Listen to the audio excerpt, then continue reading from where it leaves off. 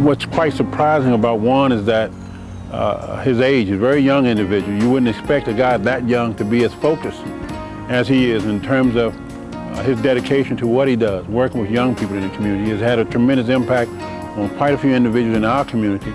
I've worked with him in other organizations as well. He's been a part of many organizations in the Reston area, all of which seeks to provide positive activities and influence on young people. He really cares about young people who has been labeled as at risk, but he sees the soul of a kid and he sees the potential that a kid can have in the future. What he does is he intervenes in the lives of our youth that are really either already lost or in danger of being lost their entire lives, to society and to themselves and to their family.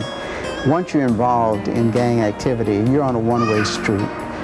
And Juan intersects them at that point to change their lives, to bring them back, and to bring them back from a gang family life to the life back with their family and with society. He was an ex-gang member, and he was in jail for a while, and he lost a lot. He lost his scholarship, he lost his friends, and I think only his family stand up for him. And he knew that he could do better, and that there are kids outside like him with a great potential. They just need somebody who cares, a place to meet, where they can feel that they are important.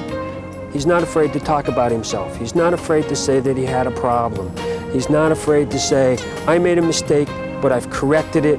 If you've made a mistake or you're going to make a mistake, here's what you have to do to avoid it, or here's what you have to do to correct it.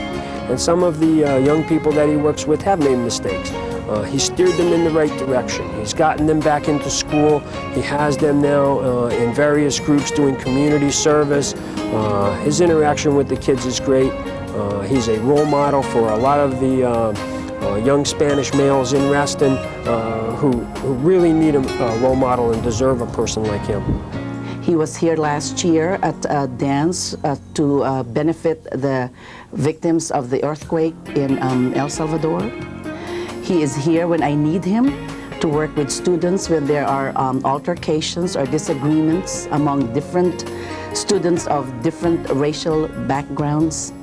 He is here when we need him to just ensure that students have hope and are encouraged to go through their college, through their education, and maybe even think of college. I think Juan is deserving because he has that giving nature. He has a commitment to youth, and he has a dedication to a great society where people can be the best that they can be. You know, one thing I remember that stands out in my mind is that I remember during the Christmas holidays. Now, you would expect to call Barrios Unidos for concerns when it comes to violence, drugs, and prevention of violence, that sort of thing, but we had a problem this past Christmas with families who sort of fell through the cracks. We were trying to provide toys for children, and would you believe, Juan Pacheco was one of the guys that I called. I said, Juan, I need your help. I'm running out of toys over here. And without hesitation, Juan said, just come on to my office and we'll get some things together for you. And I did. And when I got there, were 5 bags of toys waiting for me when I arrived at his office.